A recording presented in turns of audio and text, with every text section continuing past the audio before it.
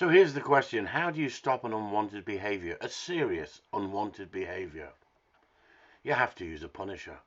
But in today's society, they say you can't use a punisher. It's not humane. It's not acceptable.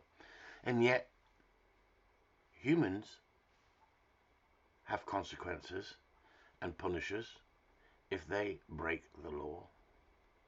So a dog that is doing nothing wrong, the owner that is doing nothing wrong, and you take it out for a walk on the moor on the lead,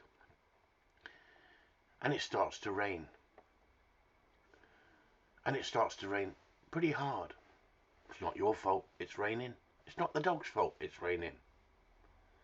The dog suddenly sees a rabbit and pulls on the lead. And because the dog instantly saw the rabbit and you didn't see the rabbit, you've lost the lead. The dog's running off with the lead attached to its neck. And it's chasing the rabbit across the moor. Or across a farmer's field where you would walking the dog on the lead in a controlled manner. And then the dog keeps chasing the rabbit. You're shouting at the dog. There's no consequences. The dog's never learnt not to chase the rabbit. The fun element comes in and the dog continues chasing. What are you going to do to get the dog back? But then all of a sudden the dog sees movement in the corner of the field from some sheep or some cattle. And because the dog's never learnt that that's an unwanted behaviour, you don't want the dog to do that, the dog starts chasing the moving targets in the field. You haven't put the dog in that situation. You haven't created that problem. That's an accident that's happened. What do you do? Once that dog gets that desire to chase and realizes you can't do nothing about it and there's no consequences for not listening to you, that dog is going to become triggered every time it sees movement in the field. You have to use a punisher.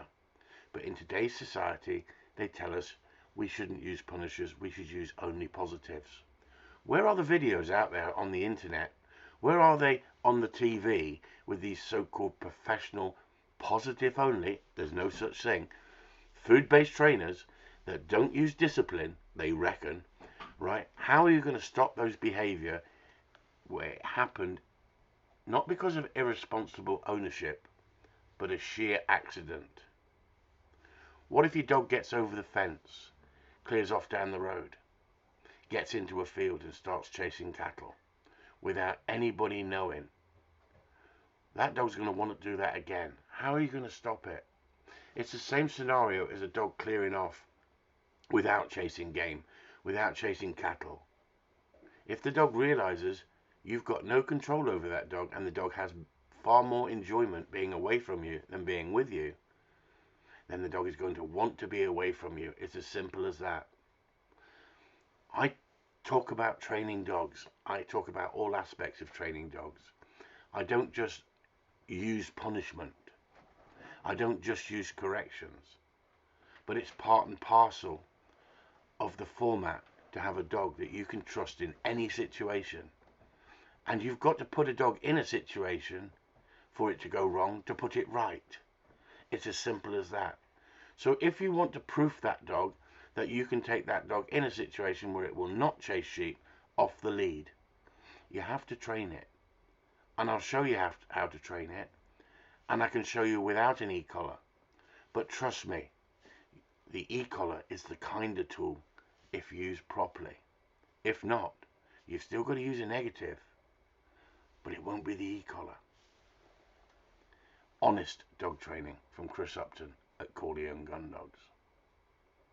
We don't hold emotional baggage. We help people sort out their problem dogs.